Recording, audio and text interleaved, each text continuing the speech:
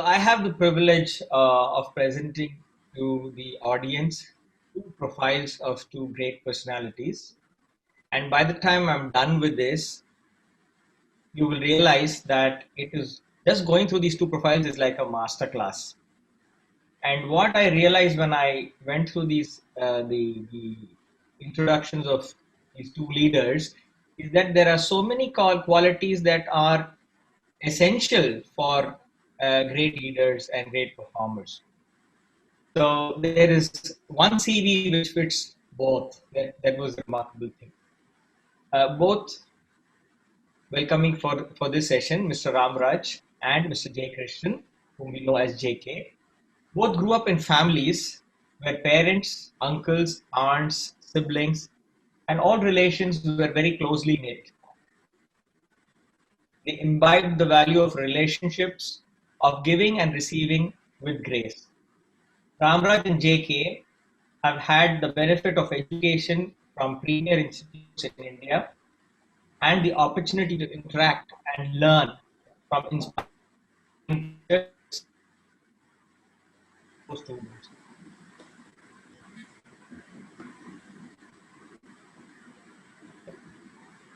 and social organizations where they grew into leadership roles and while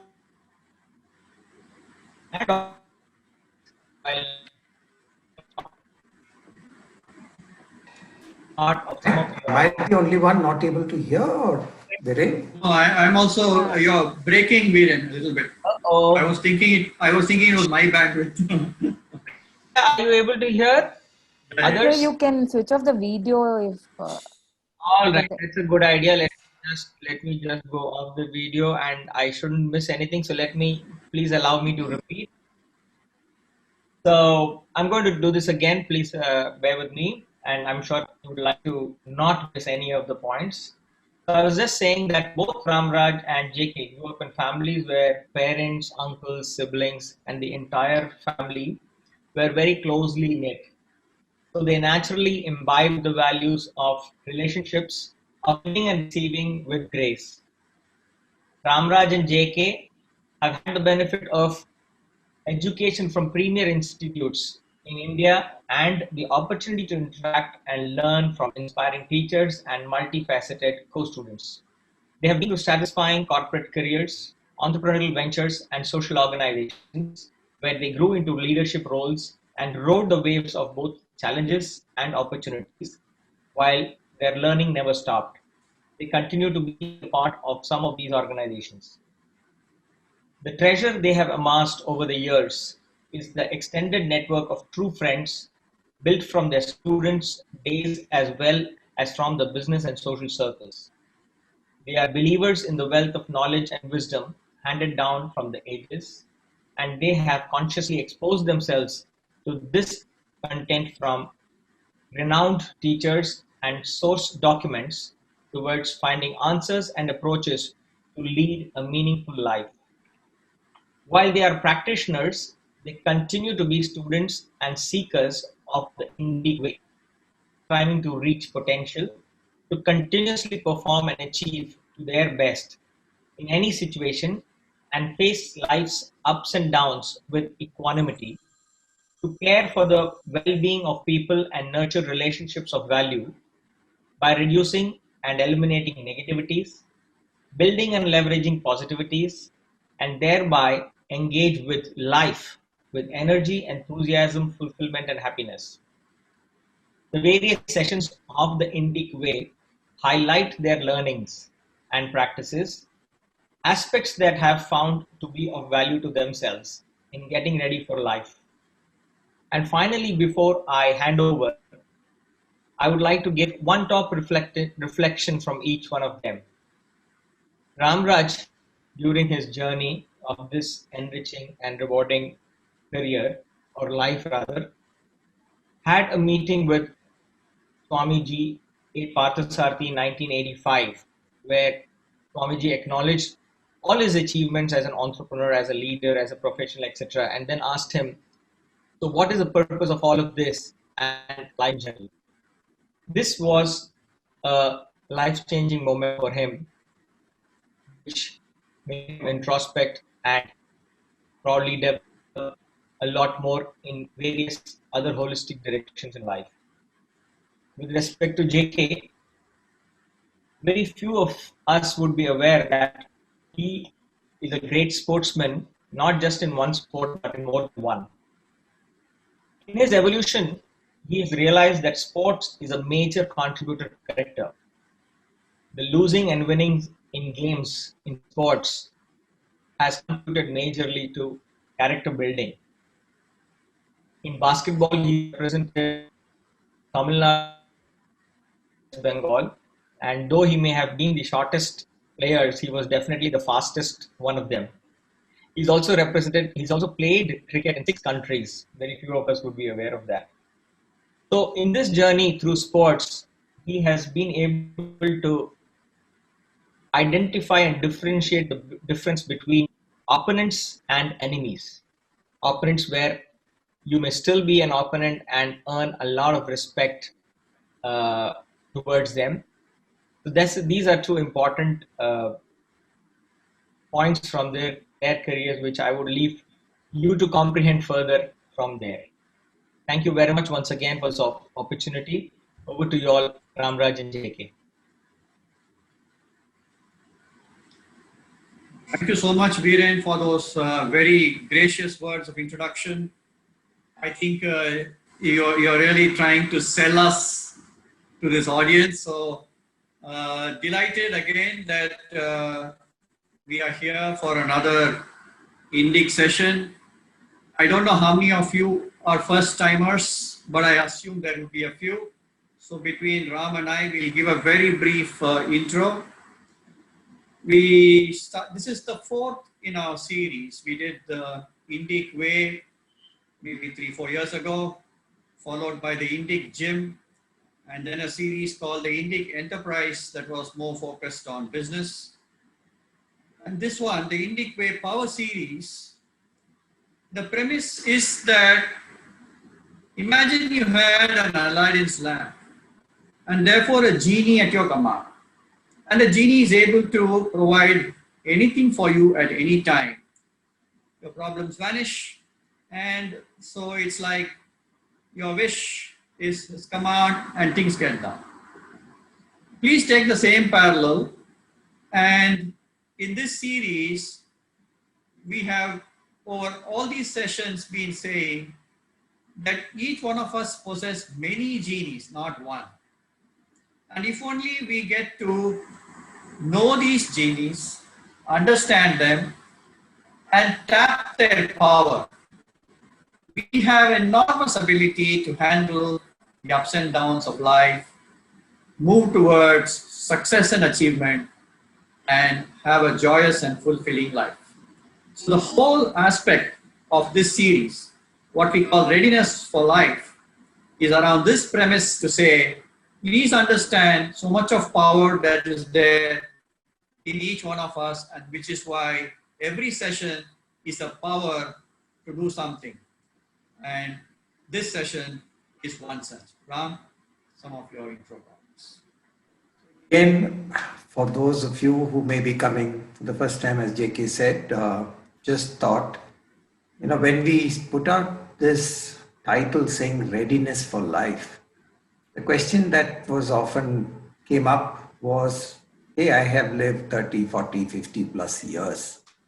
Now what readiness for life? I know I have gone through the ups and downs. And so what is it that I'm going to be more ready? And what new stuff do I need to really learn about living life? And so in the previous sessions, we brought up this fact that we are disturbed by some rattles.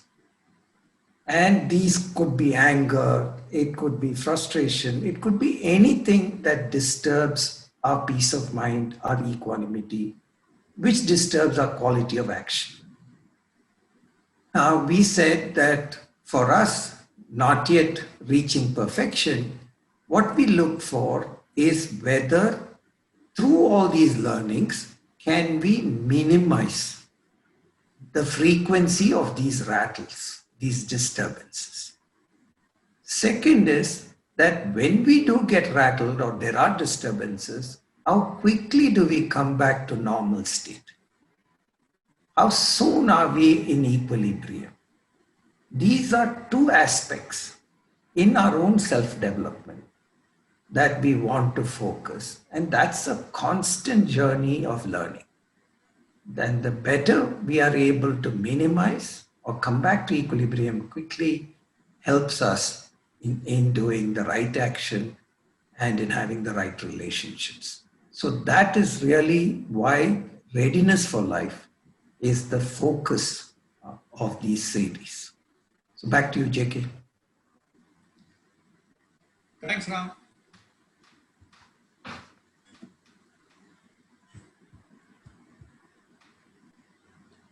So if you look at the program contents, we've already covered many of these powers: the power of I, the power to transform, for learning, power of choice, power over emotions, power of action, and we are coming to this particular session and 3 more to follow in this particular series.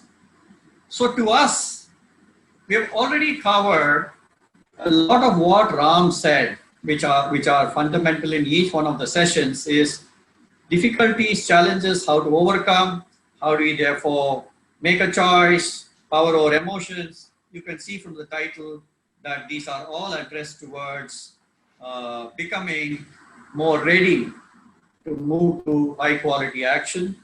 And this session is such an important one because relationships and meaningful relationships are the ones that power for each one of us a fulfilling life.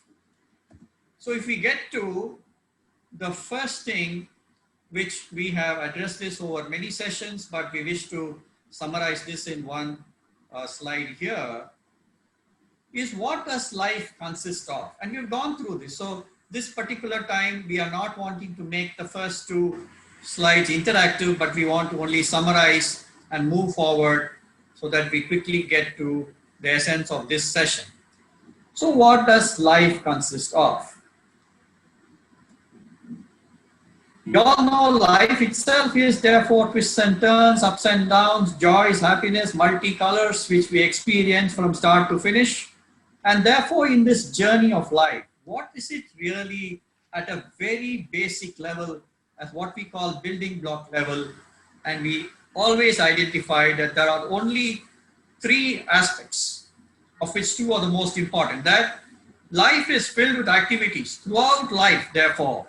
We're eating, sleeping, cooking, working, playing, doing something, but it's all activities, one after the other. So if you look at your day is filled with activities, and there is some activity or other, even if you're sitting quiet or you're sleeping, if you term it as an activity, life, your day is full of activities, life is just full of these days filled with activities. And in those activities, we call what we call events and situations. These are happening while you are in that activity.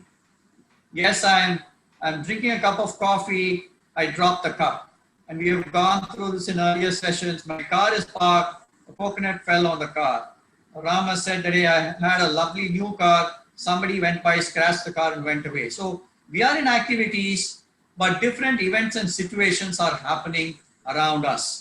And many of these events and situations, when they are negative in nature or unpleasant, if you all remember in just an earlier session, somebody has his wallet taken away when he is on holiday, and therefore it's a miserable experience. And we have identified many such events and situations in which therefore there is some emotion which overpowers us, and we have addressed what is it that needs to be done to get back to equilibrium in all events and situations, however sudden, however severe they may be.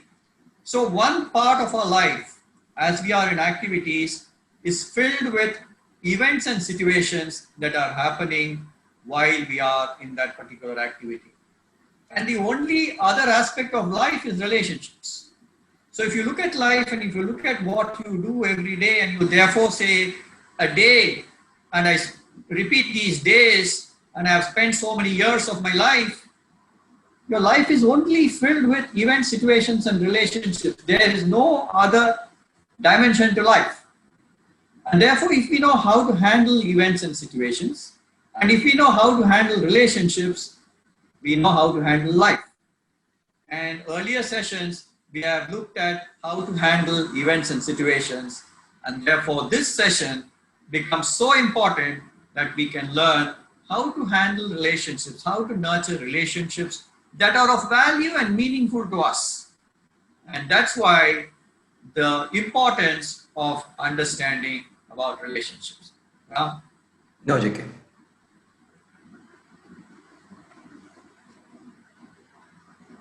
So let's get into importance of relationships. And before I get into importance of relationships, we have already identified that a significant part of our life is in relationships. So I want to place this question with you. How much of our life is spent with other people? And you all can either vote or put in the chat window. 10%, greater than 50%, 100%. So if you could just enter in the chat window, please, and either Priya or Saurav, if you could just read them out, and we'll know. Greater than 50%. We've got two greater than 50% and okay. Mostly it is greater than 50%, few 100%. Good.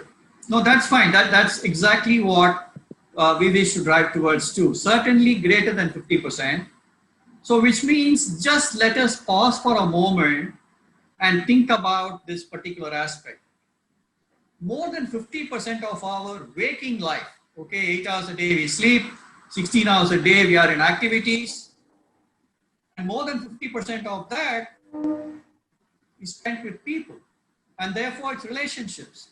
And if those relationships can be pleasant, can be enjoyable, more than 50% of your life is joyous. But it is not so for many of us. And we get into so many difficulties, so many challenges because of relationships. So we only wish to underline the importance, therefore, of nurturing relationships, because if we nurture relationships, a great percentage of our life can be spent joyously. And therefore, we wish to pose these three questions, which are the foundation for the content of this session. Can all our interactions be pleasant, enjoyable, and meaningful? Can differences, disagreements, and disputes be resolved quickly? Can equations, healthy relationships be built and nurtured with anyone? By anyone, we are here clearly referring to people who matter in our lives. So the quality of our relationships largely determine the quality of our life, and therefore the need to focus on it. A simple example is that when you come home and you're greeted with a smile, it makes a big difference. Half your tiredness is gone. You leave home with somebody frowning at you, or the first person you meet is a tough auto fellow. Whatever it is, it can completely ruin most of your day.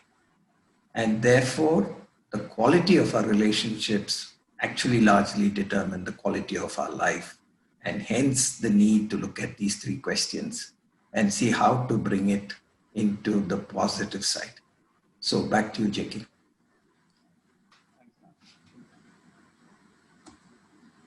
So we want to first look at two aspects, and from these two aspects, even as we list out a few, and after the couple of slides, it is going to become interactive and we will need inputs from you. We would like you to, in your own minds, or note down why what we are putting down as relationships that flourish. Why do they flourish? And we're going to put down in the next slide what we call relationships that flounder, that have difficulties, and why they flounder. And then that is the basis for some discussion that will follow. So we started off by saying relationships are so important because they occupy more than 50-60% of our lives. Which are the relationships that flourish? And therefore, in these relationships that flourish, when we are with those people, when we are with them in those situations, we are joyous. It's pleasant. And therefore, if we start to list out relationships that flourish, we have broken it up to say relationships that flourish at home, family, or society. If I put down baby in the cradle, I'm sure all of you will agree. Baby in the cradle, whether the mother is looking at the baby, the father is looking at the baby, visitors come and look at the baby, baby in the cradle, and the relationship of you as either the mother or the father are close with that baby. There is no doubt about that relationship, abundance of love and joyous at any time. The baby cries, baby does susu on you, none of that matters. The baby's little tantrums, but at all points of time, baby in the cradle, the relationship that you have with the baby in the cradle, always at all points of time, the basis is joyous and pleasant. Yeah? No, JK, I was just thinking that often we think after the baby is grown up saying, I wish we had that same baby, we could have smiled continually and not have the problems we have today in trying to understand how to handle this kid now. Yeah. So, but yeah, back to you. So the baby in the cradle, newly married couple. Again, there is no doubt each wishing the happiness of the other and each therefore being happy, filled with thoughts of one another. While there is understanding about each other, getting to know, but when I put down a newly married couple, and therefore the image of holding hands, being together, even if they are for a few hours separated because you go to work, come back, the thoughts are filled with each other, wanting to reach out and quickly reconnect with each other. That is a relationship again, which therefore is enjoyable, joyous, and at all points of time pleasant. Now, why it? Again, Ram, I'm sure your question of anticipating why newly married couples, this is fantastic. Why does it change a little bit as the years go by? So we're going to understand some of that as the, anything? No, we'll come back to it, I'm sure. And I'm sure we'll have enough inputs from our participants too. So looking forward to that. I've underlined nice. Always the time spent, any amount of time spent with nice friends, whenever it is so, enjoyable, pleasant. We may be pulling each other's legs, we may be commenting about each other, it doesn't matter. There is something about this particular relationship which transcends all the aspects that get discussed or a specific point or a specific issue. It transcends that, and you always look forward to and enjoy being with nice friends. Same is the case with what I would say, nice neighbors. And I want to underline this nice because as we discuss and as we get into the next slide, we will know what is it which we then say nice and why something is not all that great. So these are all relationships at home, family, society, which we enjoy, and therefore it's filled with joy. Now let's look at the other aspect of our life. So if you look at our life and our activities is either at home, family, society, or at work. And at work, relationships that flourish, an understanding boss. Again, I've underlined understanding, and therefore supportive, somebody who's looking out for your growth, somebody who can motivate you and make sure that you start to perform at all points of time, understanding. And it's a sort of one mentor. You can go, you can talk anything and everything, and then it is stress-free as far as your work is concerned, and therefore joyous and very pleasant at work in such a relationship. Let's look at the other thing, a very helpful colleague. And therefore there's togetherness, there's giving, taking, there are things you can discuss very freely, all towards making sure that the tasks and the responsibilities that you take on are well achieved, and again, therefore, joyous and pleasant. And if these are relationships that flourish in the home, family, society environment or work environment, and it is true for most of us. Logic. The next. Now let's look at relationships that flounder. We'll take the same situations again. And as I put down those, I again would say, all of you, please note down why you think that happens. The why is important, and that's what we're going to discuss. Why were those relationships, flourishing, and why what we're going to put down here are floundering. So let's look at home, family, and society. I'm just wanting to put down quarrelsome siblings. They want their own, I want my own, I won't give you, you won't give me, and then each one has some difference in terms of what I want to do for myself and you want to do for yourself. Some I know, I'm sure many of you will know, in families, there are people who haven't spoken to brothers, sisters in years because of some quarrel on some aspect of whatever happened before they got married, after they got married. It could be anything, but unpleasant. Whenever I meet or interact or in social gatherings, we are together, we either avoid each other, don't look at each other in the face, or if you look at each other, there's not a smile, not a something, then everything is pretense, but it is so unpleasant. In-laws, it is by nature, somehow it happens. Great equation with the mother, she can tell me anything, but not all that great if the mother-in-law points out something. And then it just breaks down from there. It builds up, never builds up an equation. Some have been able to do it, but for many, in-laws and relationship with in-laws have always been a challenge. And at the smallest aspect, though we may or may not voice it openly, in some way it disturbs, it creates unpleasant environments when we are in that company and in that particular relationship. So I put down in the other slide, nice friends, I want to say selfish friends. Selfish friends, all of us know, we've all been through it. We have many in school, college, and outside, where for some reason, we may think they are selfish and they may be thinking we are selfish. We don't know. But these are friends with whom we do all that lovely, nice talk at the surface level, but really speaking, we don't have a relationship, and we have somewhere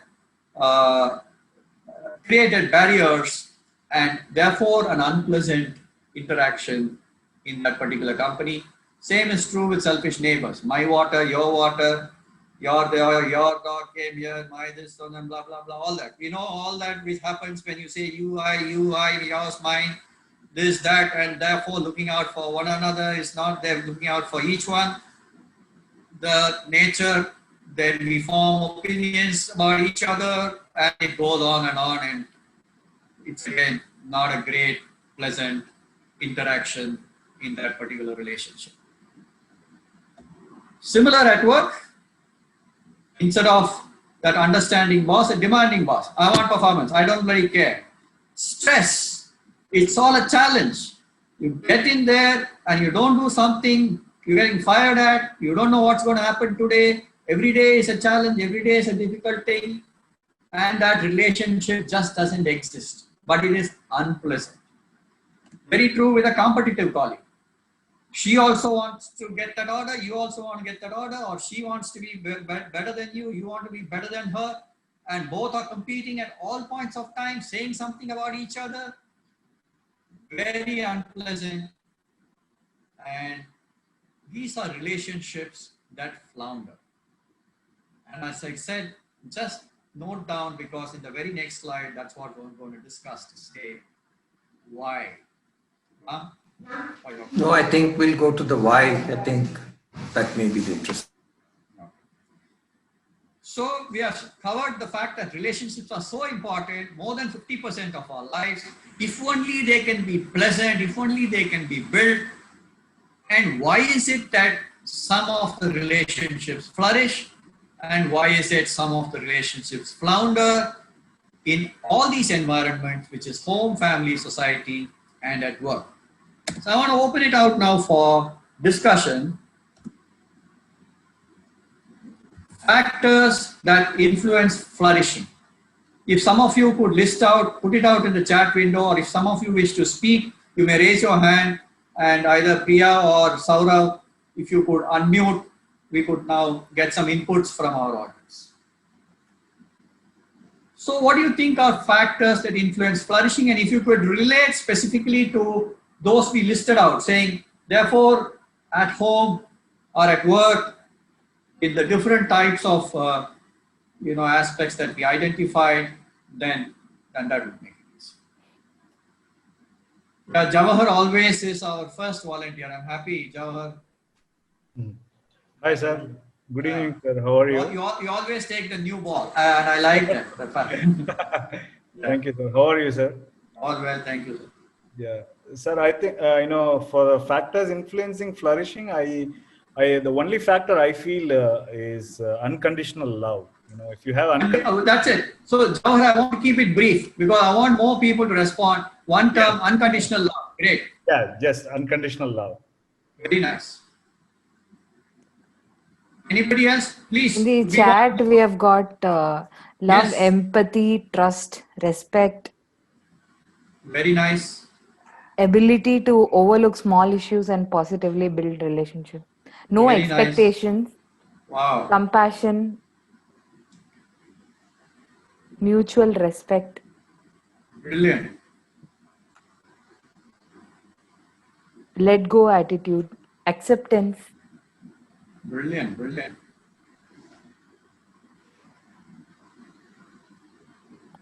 Anybody else who wishes to speak, they could raise their hands and share some comment with us.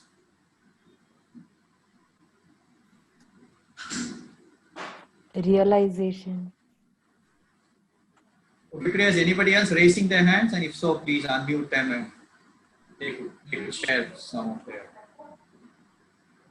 Yeah. Anurag. Amruda. Amruda, yeah. Yes, Amruda. How are you both? Yeah, how are you? All well. Yeah. Good, sir. No power. Yeah. That's all good. Yeah. Yes, sir. For me, it is possessiveness. Possessiveness, you're saying it comes in the way or it builds?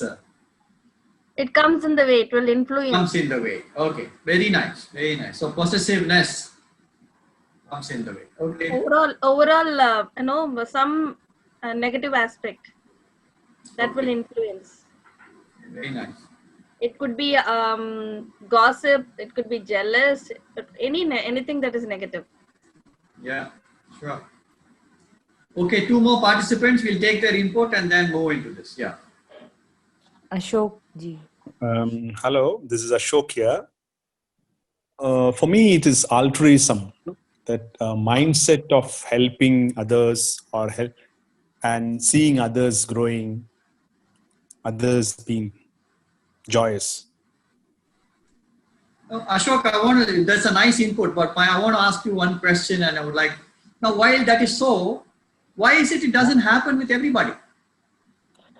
Yes, why is it that doesn't happen with everybody, and therefore in some of the relationships, my altruism is not coming up at all? Yeah, that's because it comes up in some other relationship.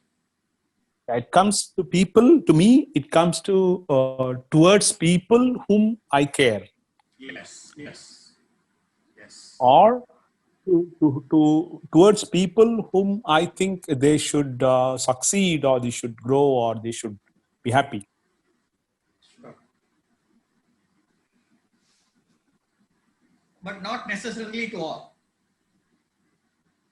Actually, altruism, to me, it's mindset. But said that it is like a degree differs between the level of relationship or the circle of influence around you. Yes. People closer to you, people a little far away from you, people are very far from you types. Yes, very nice. Very nice. Priya, there was one more person who had an input, and if we can.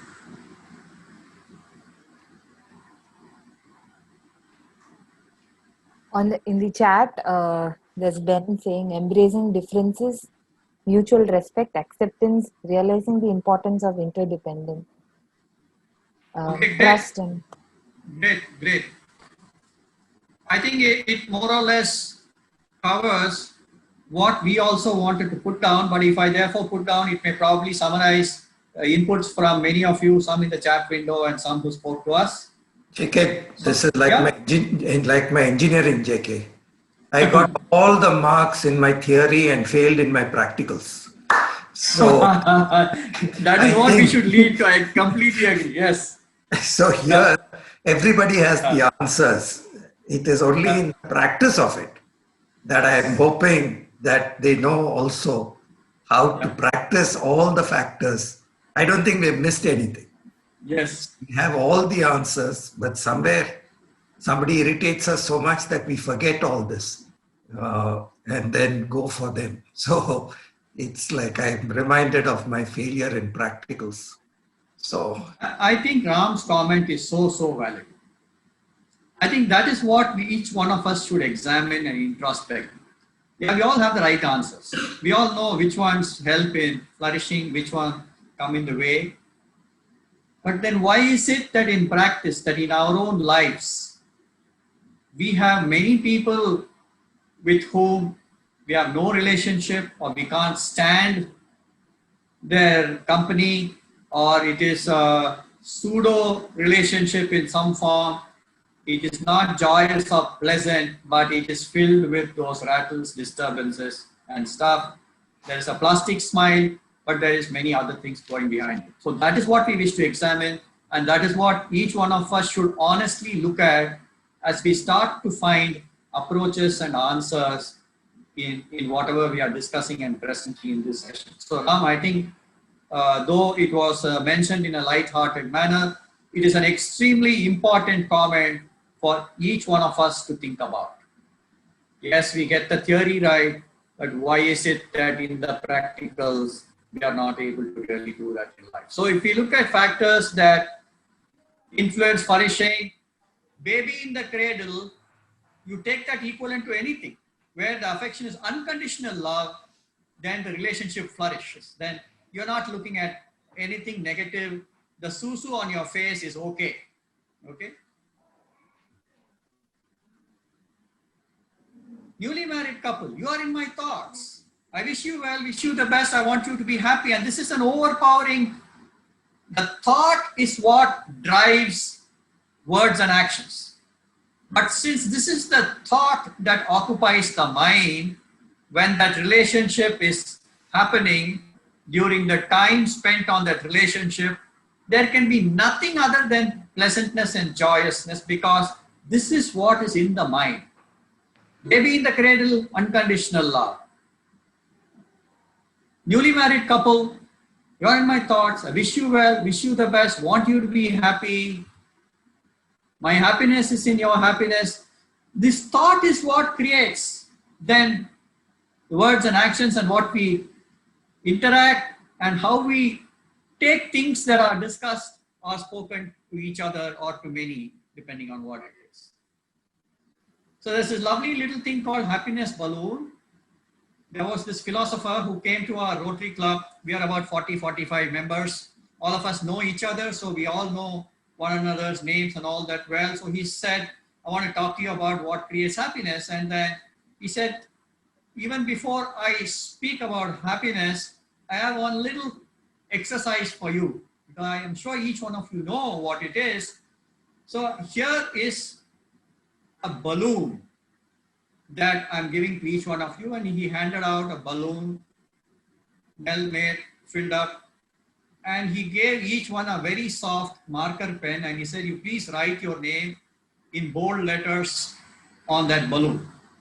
So all of us did that, and he said, now let's go into the next room, which was a smaller room. So 40, 45 of us went into the smaller room, and he said, please let go your balloon. So we let go the balloon. The balloons went all over the place. Some went up to the ceiling. Of course, the string was there. Some was on the floor, somewhere against the windows, some against the chairs and tables in that room. And after a few minutes, it was all over the place. He said, I'll give you 2 minutes. Please now find your happiness balloon and bring it into the next room. And he went off into the next room. So all of us were jostling around, pushing each other, trying to find what it is. And at the end of 2 minutes, maybe 1 or 2 of them were able to find their balloons.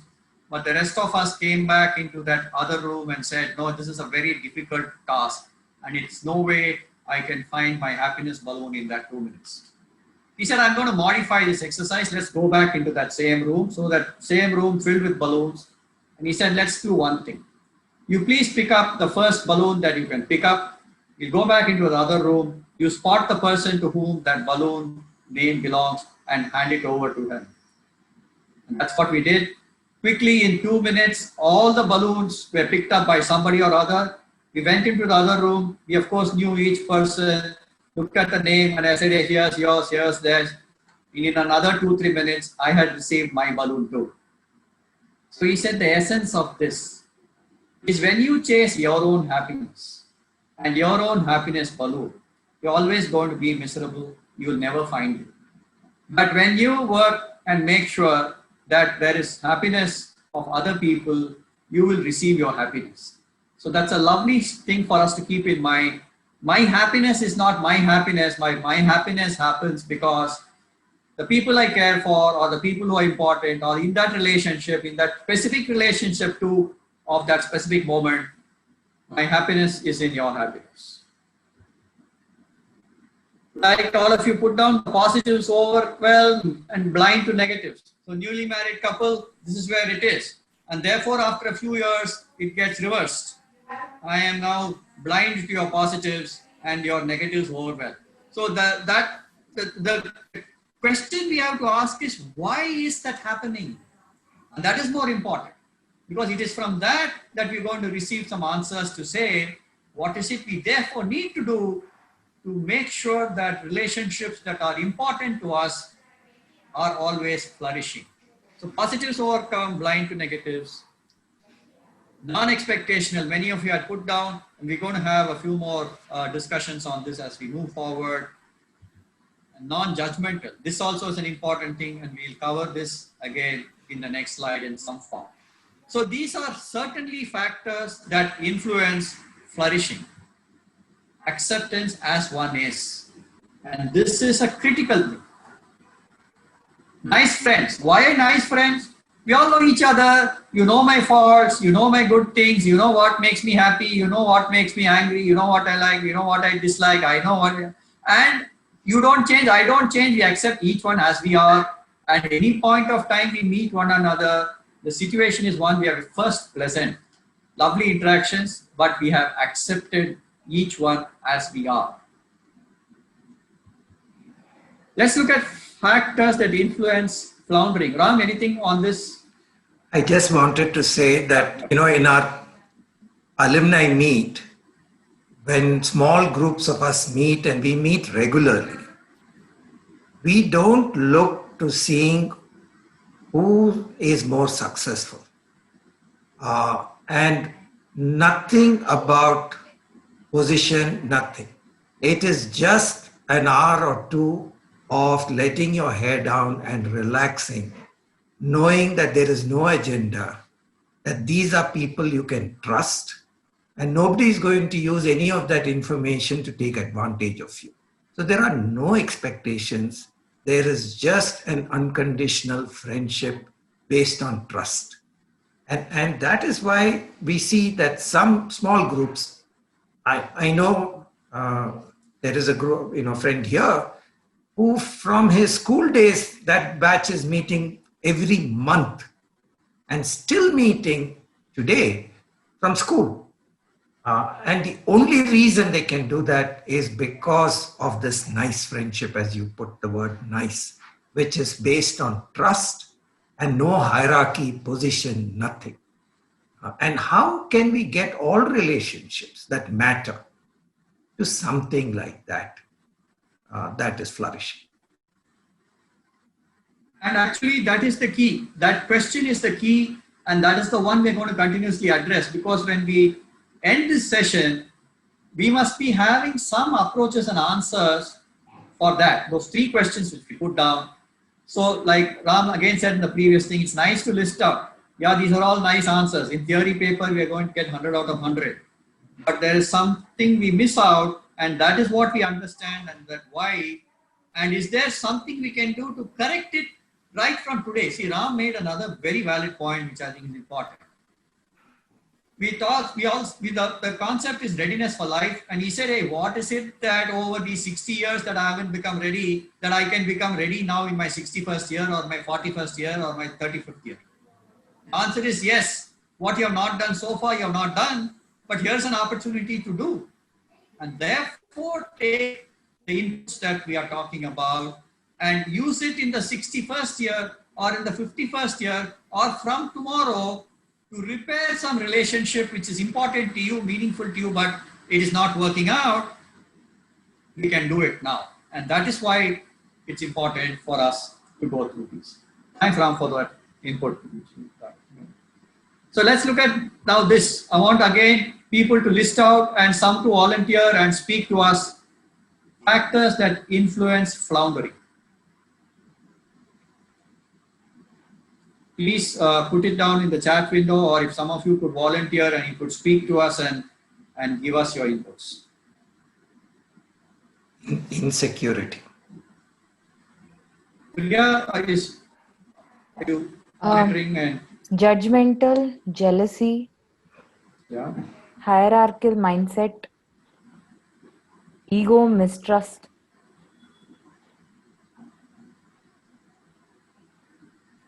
rudeness, Somebody who can talk to us, somebody to raise their hands, please. insecurity, Can also get some input. Yeah. lack of respect, inferiority and superiority complex,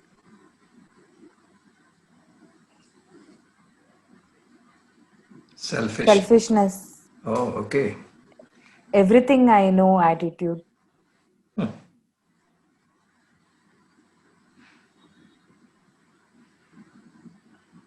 irresponsible, I don't care attitude,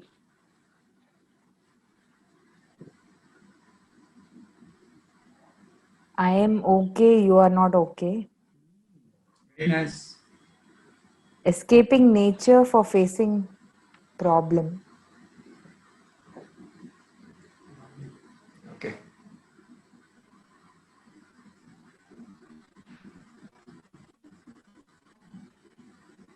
there's no hand raised. Okay. Anybody to raise their hands? Anybody who wants to talk to us? I think all are used to now typing, it looks like. Okay, so great inputs. Ashok ji, Yeah. yes, please. Yeah, Ashok here. So I think one of the areas which I also typed there is hierarchical mindset, right? So superior versus inferior. That mind, I'm the boss, or I am elder, I'm junior. Yes. So I take inputs with only people who are superior to me. I don't care for people who are junior to me. Maybe those mindsets. Yes. So Ashok, your input both in the previous one and now, I let me pick up this word mindset. Therefore, your thing is that mindset causes either a flourishing or a floundering. My question again to you, and this is what we should find an answer. Why does this mindset happen with somebody and not with somebody else? I may be hierarchical mindset, and therefore, let's say I don't accept something from a colleague of mine in a work situation. I will accept it from my boss, but I will accept that same thing from another colleague with whom I have a relationship. So it is the why. I am still having the hierarchical mindset. My question is, why does it surface and manifest in some relationships, but it doesn't manifest? It's not that I am in that same mindset with anybody who's junior or anybody who's my equal, isn't it? Yes and no. I mean, yes, you're yes. I think the response to that will be, to me, will be maybe inadequacy.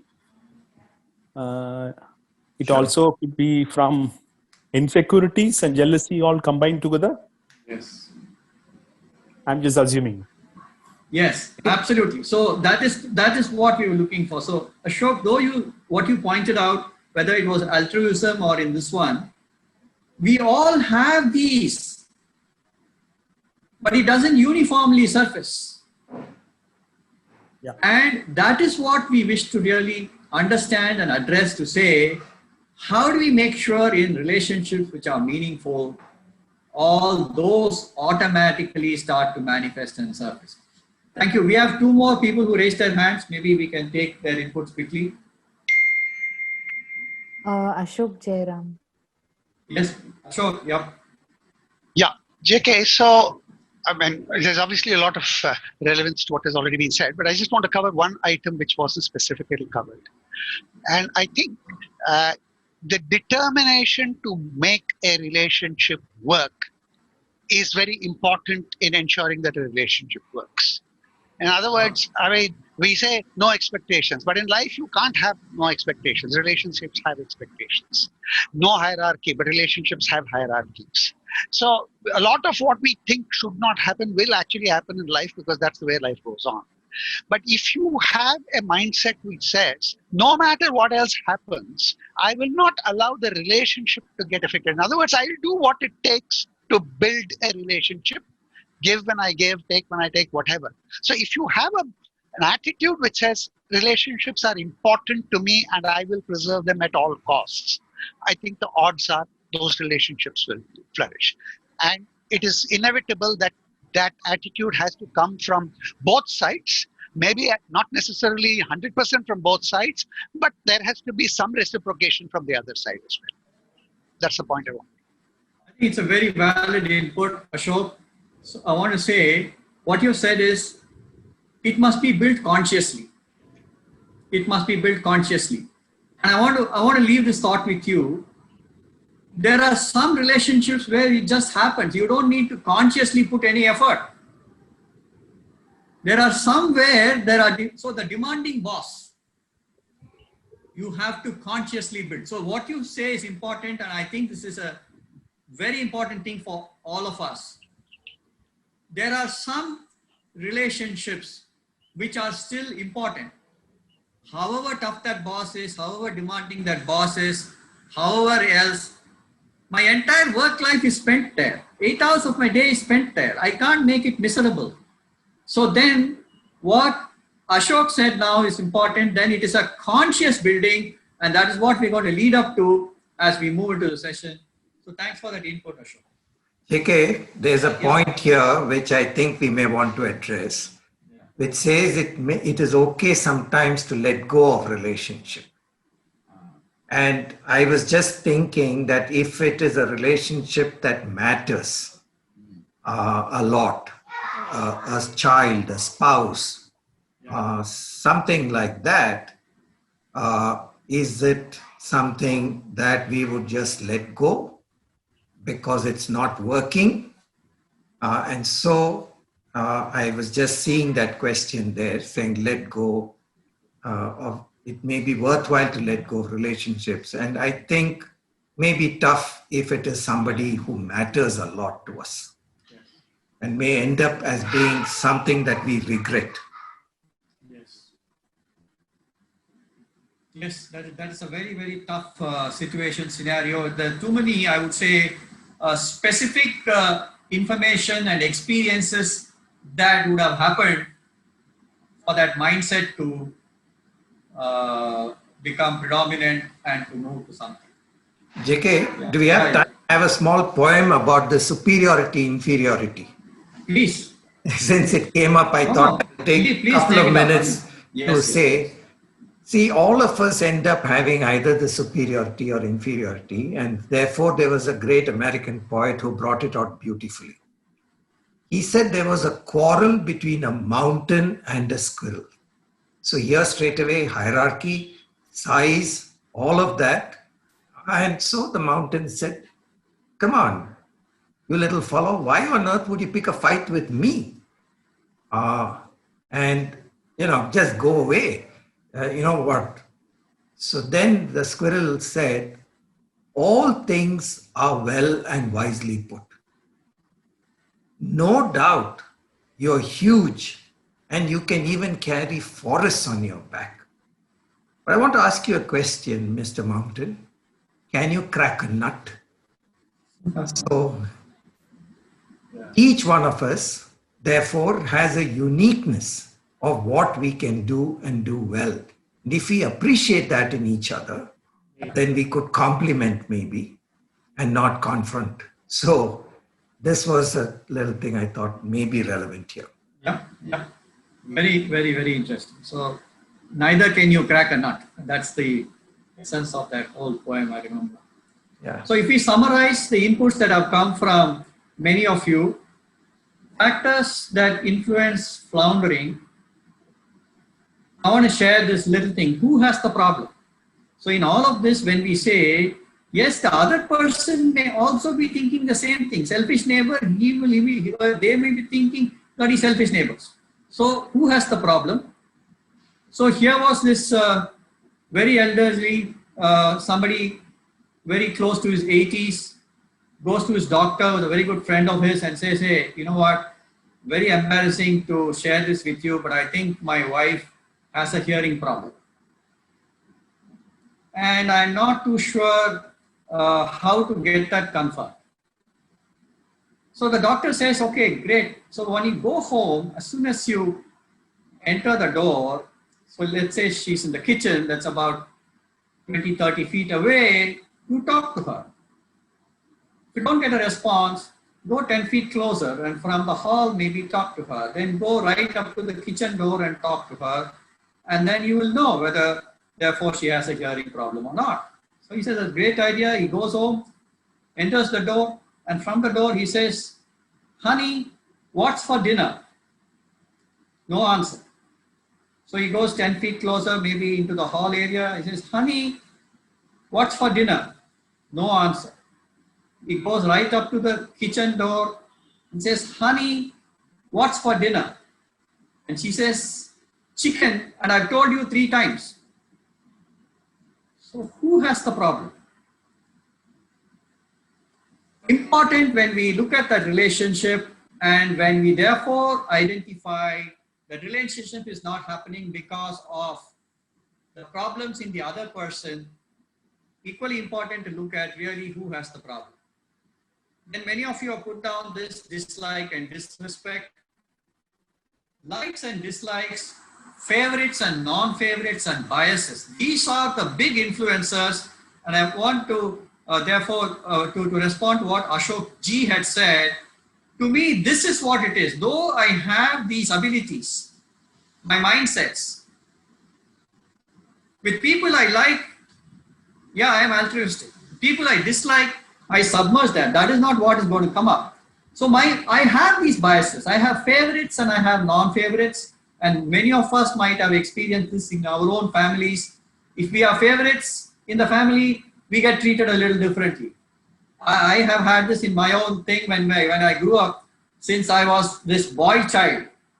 And my 2 other sisters had to always get what was left over. And there was this favorite without being said that there was a favorite. And this happens. I mean, I'm just saying those are more specific, but it happens in many of our relationships, in work situations. The same boss shouts at me because I'm not a favorite, doesn't shout at that other person who's also not performed because for some reason they're more favorites. So this automatically happens.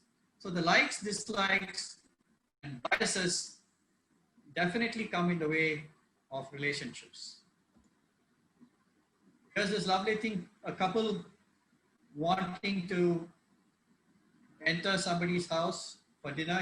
He's carrying a lovely bottle of wine to be given to them. The wife says, remember, we don't like them. Let's not enjoy ourselves. It's a mindset. And it happens without us speaking about it. But therefore, with some people and in some situations, in some relationships, this is what it is. And it automatically then influences the words we say, the actions we do, and how we interact. Okay. Yeah. Just saying that, that cartoon or that visual that you just showed, John Milton had said that heaven and hell are not geographical places, but it is us who can make a hell out of heaven or a heaven out of hell. And it looks like this couple is going to make a hell out of heaven this evening. So yes, absolutely. Absolutely. So judgmental nature is mutual. I want to play this video. I'll see.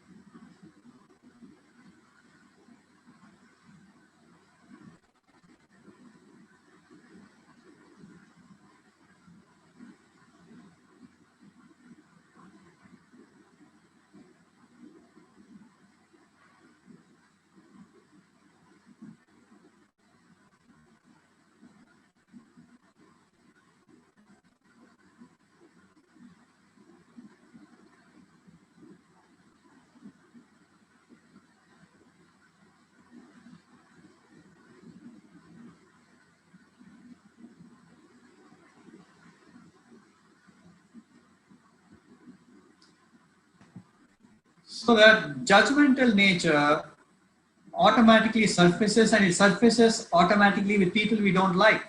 And then it therefore compounds the whole thing as far as that relationship is concerned.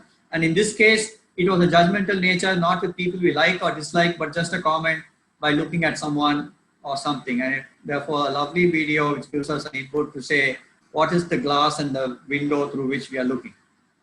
Ram, anything here? no, Jack. This is yours. So when we assessment different from judgment. Is that how we see it? Because it's what this lady was doing. As she saw, she was not assessing, she was judging that neighbor didn't know how to wash clothes, she's sloppy, she's whatever. And so if they met across the fence, the chances are they having a neighborly good relationship would suffer, because you've already judged that that neighbor doesn't know how to wash clothes and therefore must be sloppy, and maybe not the kind of person that I would like to be friends with. So what is the difference between assessment and judgment? In order to have a good relationship, we need to assess the people that we are dealing with. We do this very well in the office, especially with the subordinates, maybe to an extent with peer. But with bosses, we think boss ought to know and we don't assess.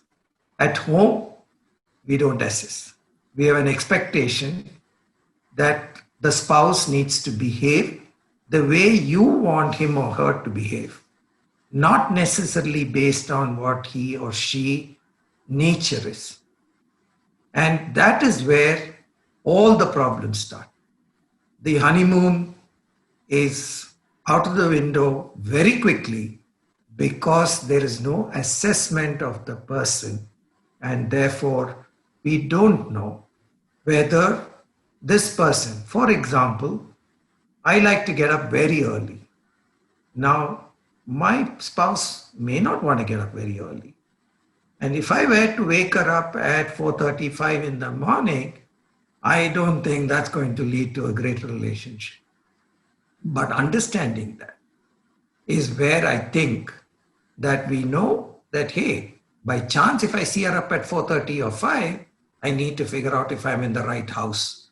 So that is assessment. Judging, saying, hey, what the hell are you not getting up early in the morning? Early to bed, early to rise. Haven't you been taught as a kid? What kind of upbringing have you had? And that's it, you're doomed. So maybe it's because she was getting all things ready for the morning and so went on till 11:30, 12, 1. That assessment, non-judgmental, is something that we fail to do with people closest to us often.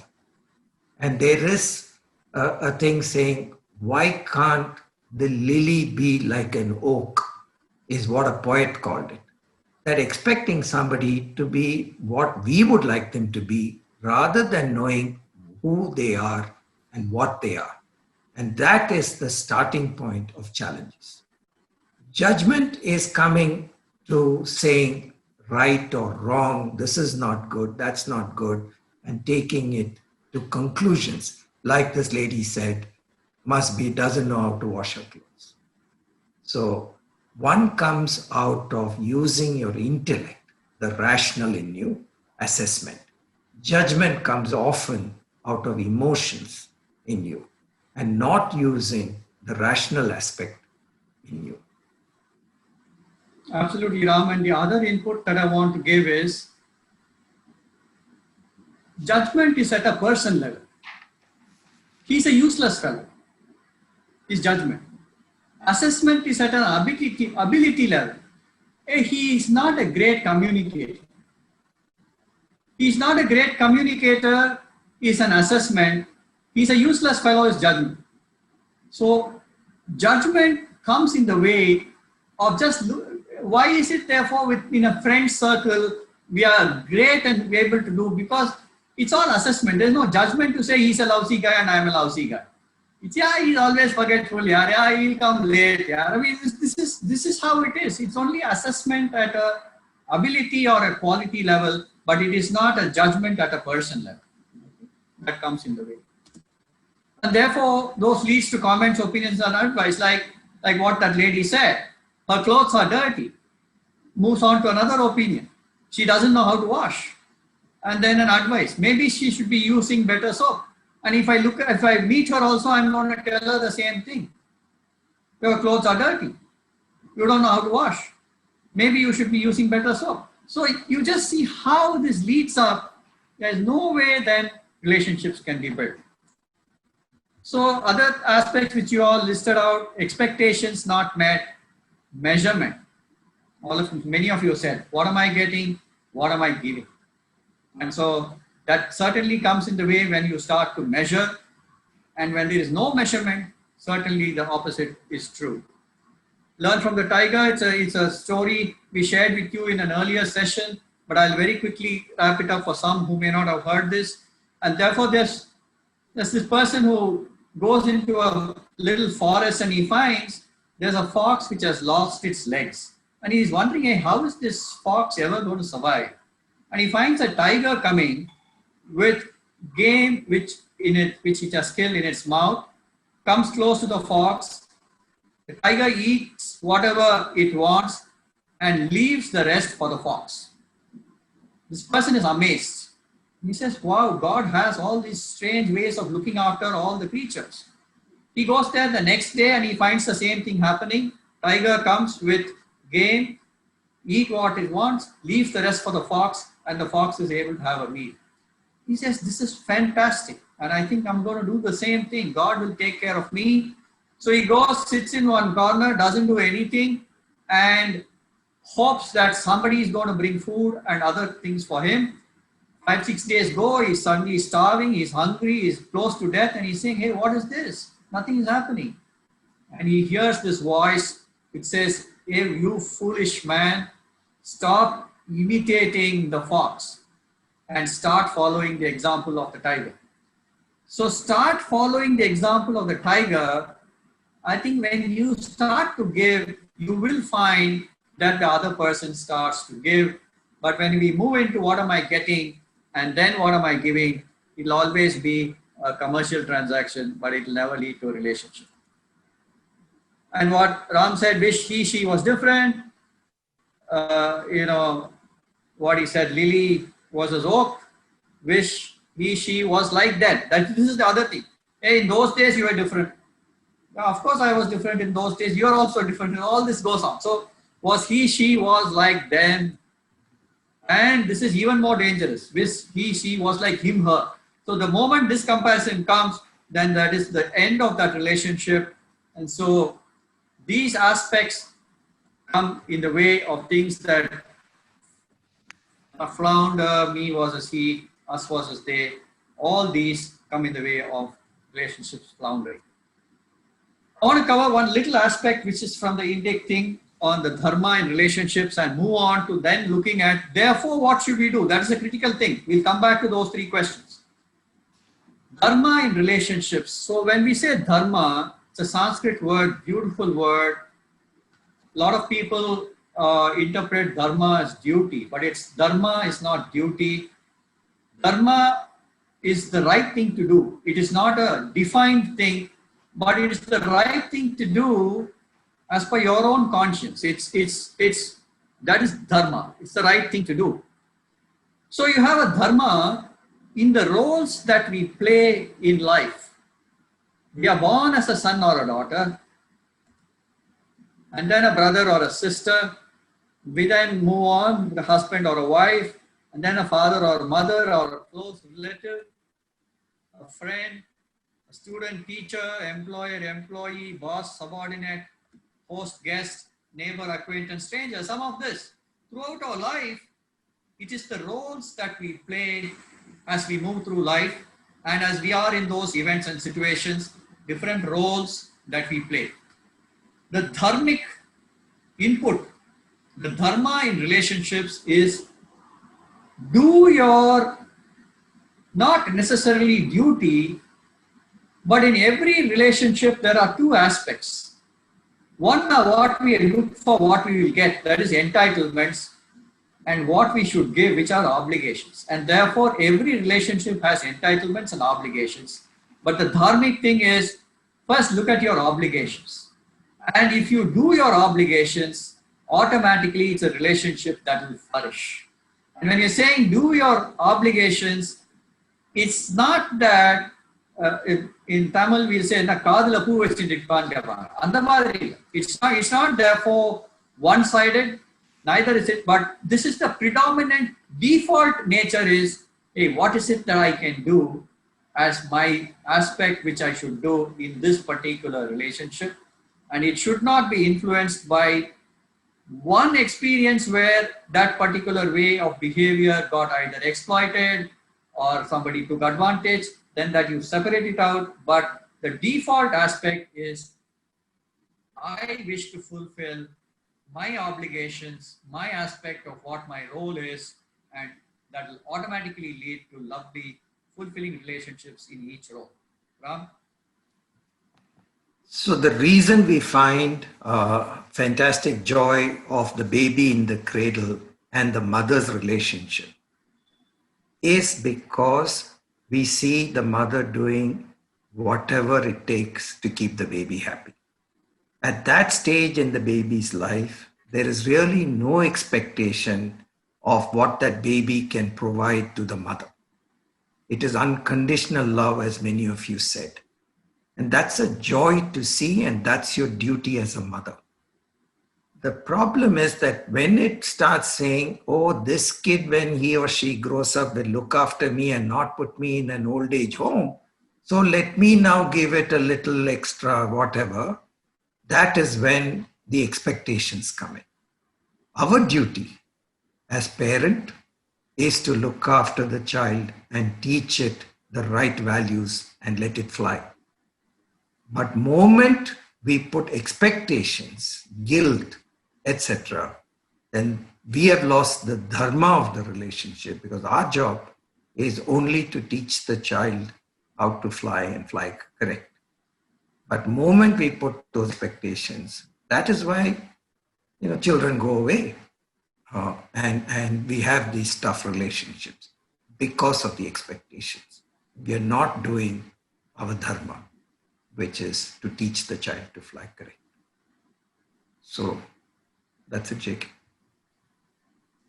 Absolutely, Ram. So this is an approach for us to move towards building any one of the relationships. And I want to even take a specific thing. You take the boss subordinate, demanding boss. It is the boss's character, but it is not a judgment to say that he's a lousy boss. Because for all you know, he might have grown into this position. He is now currently vice president or whatever. He could not have grown into that role without performing at different lower levels. So if he has performed, whether he's a demanding boss, whether he's a little short-tempered, it is not coming in the way of achievement. So there are things that I can learn from this person because he has achieved, he has come up to this level. It will open up the way and the manner in which, therefore, I start to fulfill my obligations as an employee or a subordinate, and then start to move to saying it is performance that matters, and not necessarily just being nice and saying good morning and bringing something. And I will then say more objective and move towards different ways in which a relationship can be built. So let's come to the crux. We have identified relationships are the most important. We all know the factors why some relationships flourish and some flounder.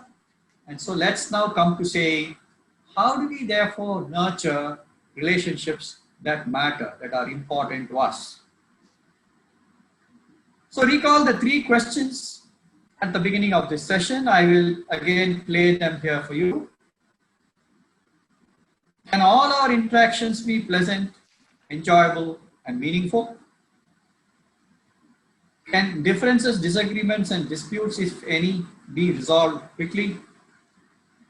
And therefore, can healthy relationships be built and nurtured with anyone? This anyone you can interpret as anyone who matters to you in your life, in home, family, society, or at work.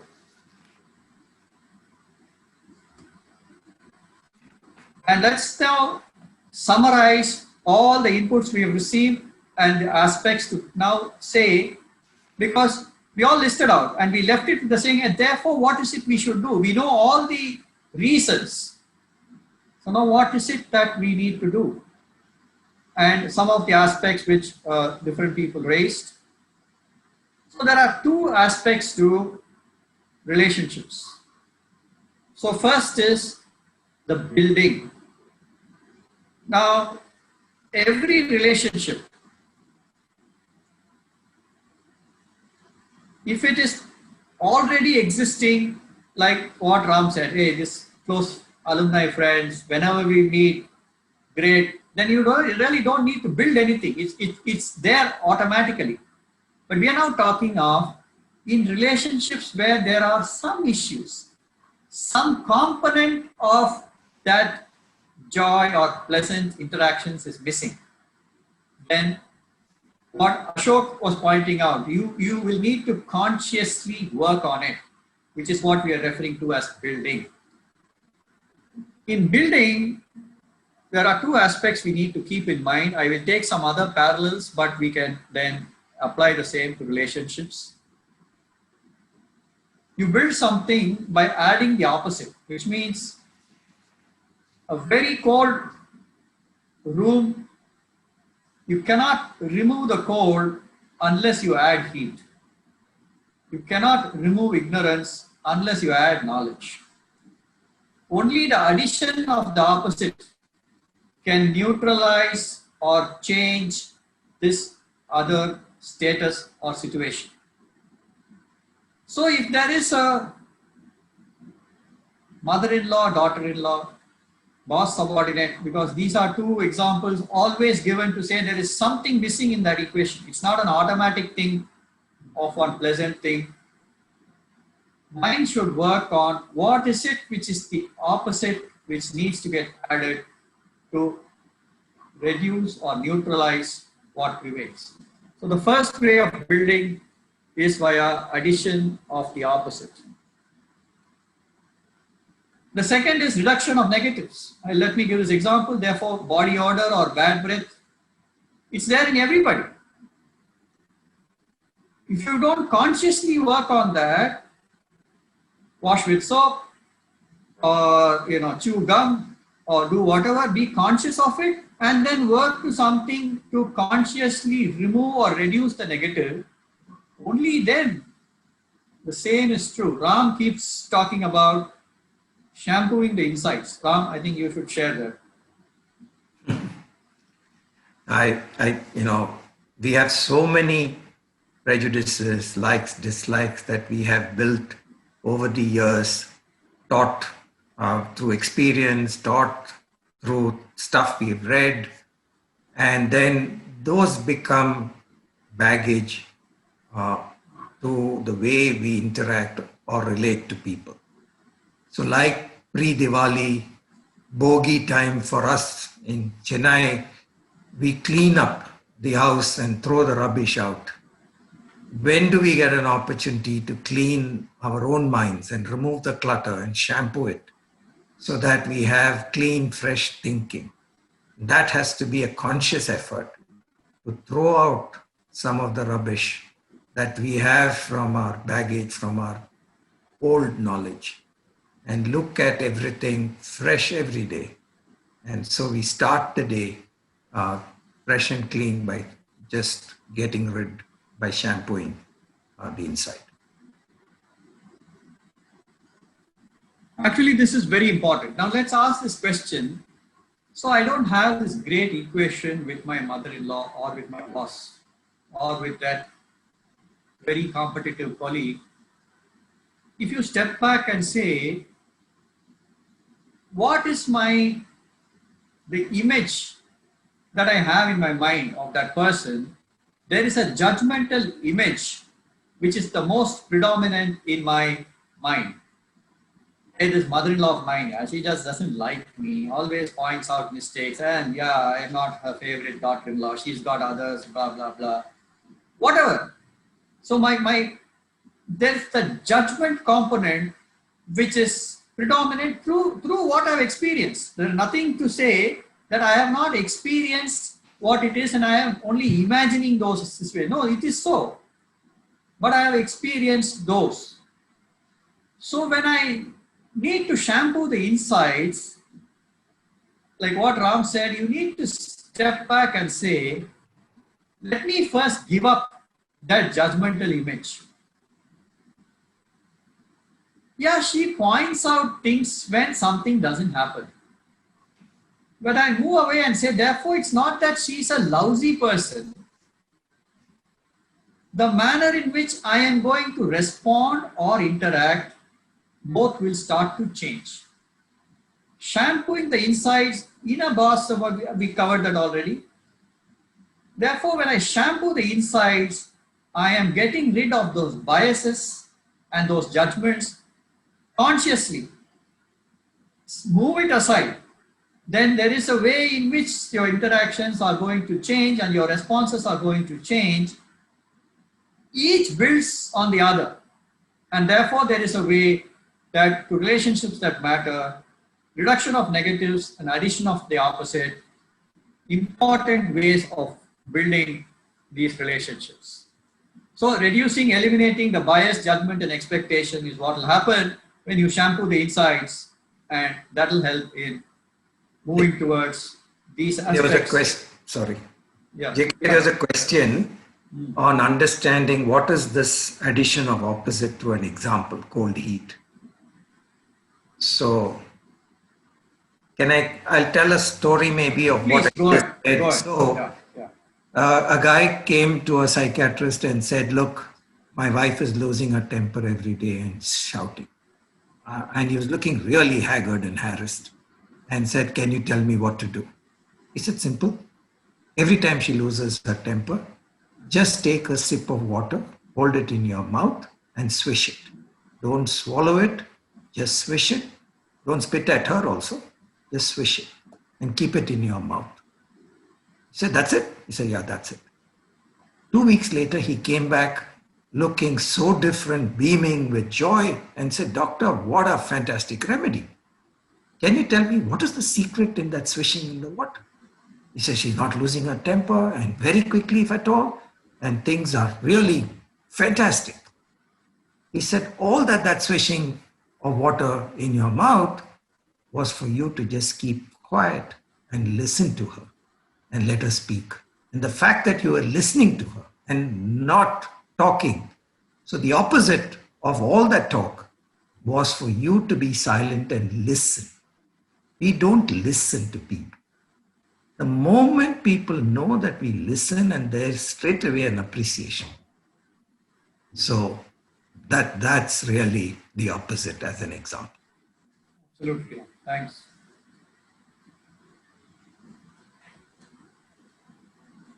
So listen to what she's not saying is another similar thing as what Ram shared, where this person goes to the rabbi and says, look, I have a problem with my wife, but I don't know how to get that relationship going. And so it's a similar thing as what Ram said. So the rabbi says, next 30 days, why don't you just listen to what she's saying? So he goes, listens to what she says, and doesn't talk much, comes back after 30 days, tells the rabbi, yeah, it's much, much better now. And so I think it's on the way. He says, no, there's one more thing you need to do. Now you go back and start to listen to what she's not saying. So that's another important component in relationships. Because when we talk to each other, there are many things we say, but there are many things which we are not saying. And it's what we are not saying that we need to pick up on. So that's what will help in relationships getting built. So listen to what Ram said in terms of what it is. So if you recall these 3 questions, mutual respect, some of you have put down. I thought I'll share with you another aspect which is there from our Indic thing, which is called the Pancha Rinam. Rinam is debt. That we are born with a 5-fold debt. And if we just keep it in mind that we have this, it'll get our ego completely submerged, and we'll start to respect what people are doing. The Pancha Rin is, the first Rin is what is called Deva Rin. Devas refer to nature, the powers of nature, whether it's the sun, the wind, the air, the ether, they all give of themselves with no expectation, and it gives to everybody. So that is the first level, which is Deva Rin. Then there is what we call Rishi Rin. Rishis are the learned sages of the bygone era who have left all this wisdom for us to benefit. And there is enough for us to be grateful for what we have received. And all this you can acknowledge. You cannot return back to the sun. You cannot give any heat back to the sun. You can only acknowledge that I am receiving by being grateful. Same with what is called the Rishi Rin, the knowledge that we have received continuously. All of us, whatever knowledge you and I possess, we have received from outside of ourselves. Very little of this knowledge would have surfaced from ourselves. 99% of the knowledge we have has come from people or sources outside of ourselves. So, Rishi Rin.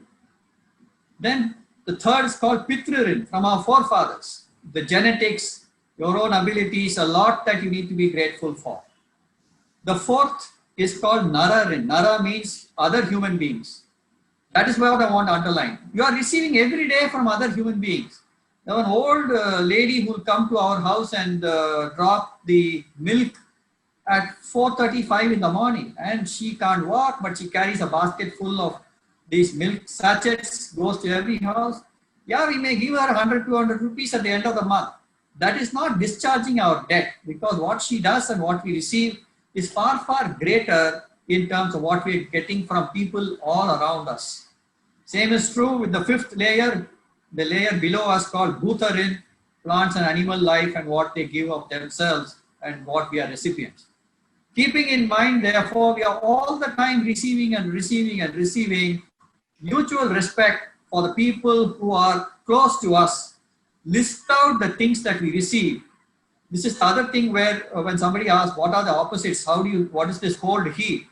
You list out what am I receiving, and don't start looking at what is it that I'm not receiving. Automatically, some of the cold will get replaced by the warmth that needs to get replaced. So opposites deliberately, when you put down, it's another way for us to build relationships. So it's genuine. All of you have put down this mutual dependence, giving and taking with grace, acceptance as you are, non-expectational. Here's another one, lovely one, non-expectational. Here's this lovely little picture of Krishna with Sudama. Sudama asking, what's the purpose of friendship? Krishna replies, where there is purpose, how would there be friendship? I think this is so valid in any relationship. Where there is purpose, where there is an expectation, where there is something I need to receive, how can there be friendship? The same is true in a relationship.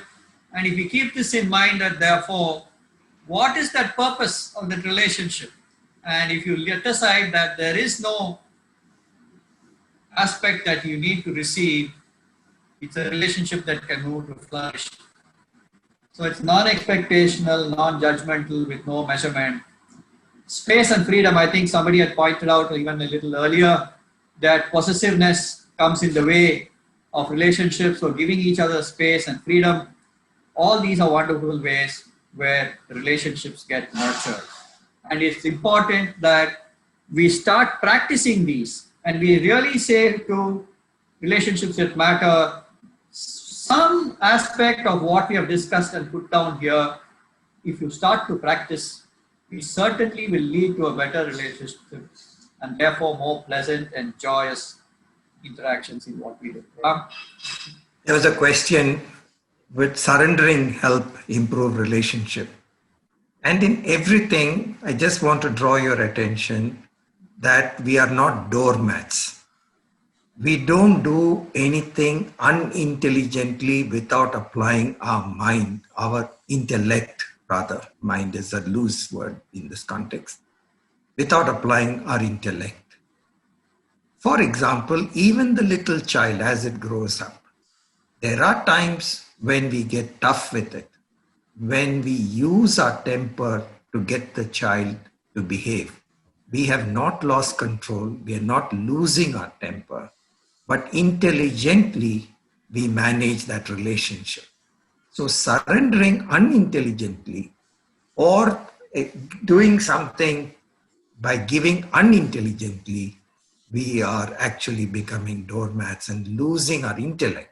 So in anything that we do it keeping in mind that there is an intellect that we apply in everything. Okay, JK. I know we have overshot time, but the last one is important. We're going to spend only a few more minutes and then we'll wrap up. the mother of all relationships. What do you think it is?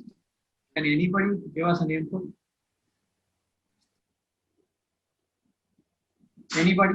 What is Love. the mother of all relationships? Love. No, mother of all, with whom? With whom is it most important? With whom? Self. Not the Absolutely. quality. Correct. Very true. So, your relationship with yourself, and therefore, I don't want to belabor this, but all of you know, spending time with yourself, your thoughts and feelings, getting rid of all those biases during your activities and chores, the mind free of rattles and disturbances, that's the mind filled with joy and enthusiasm. A lot of our time we spend with ourselves. When we spend time with ourselves and it is filled with all those miserable emotions and anxieties and regrets and what she said and what he didn't say and what he didn't do, all those will bother us. That's the one which needs to get cleaned up. And therefore, when you clean this up, and when your relationship with yourself is peaceful and joyous, relationship with all others become peaceful and joyous. That's it. With that, this is the summary of what we have done, what life consists of, importance, relationships that flourish and flounder, the factors that influence dharma and relationships, and how we nurture them, and the mother of all relationships. Priya, there's More a important do that we we have have. time? Priya, there's a Sir, question. One or two we can do. Yes. Yeah. Okay. Jawahar.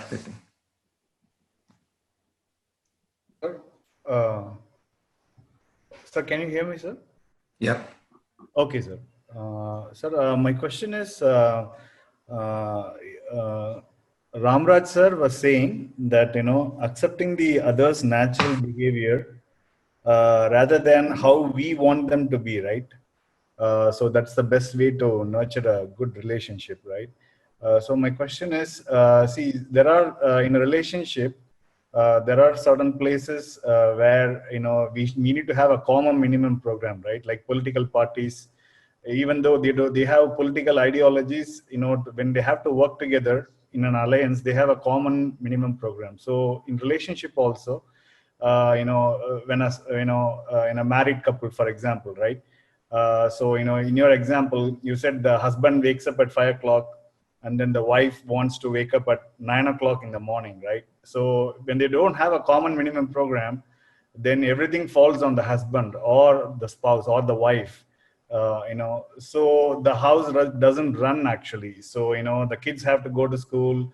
All the things that happen in the morning, right? Milk vendor, from everything happens in the morning, and you need to take the workload of the home, right? So when one person in a relationship is not stretching their hand, and everything, all the responsibilities fall. I think, Jawahar, we have brief. I think we're out of time. That's where I'm coming, sir. So how do you handle such kind of situations? What is the solution for that? That's the question. So, Ram, can I respond? Yeah, please, JK. Yeah. So, Jawahar, I want to say, this is the nice that you read, because I want to give some parallel here, which is important. Yeah. We must separate out habits from the person. This person who gets up at 9 o'clock, let us say he's full of love and affection for his children and wife. Okay, he gets up at 9 o'clock. Getting up at 9 o'clock itself is not the one which comes in the way of the relationship. If this person, after he gets up at 9, slogs at office, makes sure everything is provided for the family, looks after the children, takes his responsibility seriously to other people in the family, we don't know those. Habit is different from the person. So it is the person, if the person is genuinely, affectionate, loving, a wife wouldn't even bother that he gets up at 9. She would defend and say, yeah, he works late. He's doing so many things. Let him sleep. I'm okay to do it. So there are many other aspects which really come to build relationships. Okay, sir. Thank you, sir. Okay. All right. I think we have exceeded time. We should wrap up. Thank you. Thank you.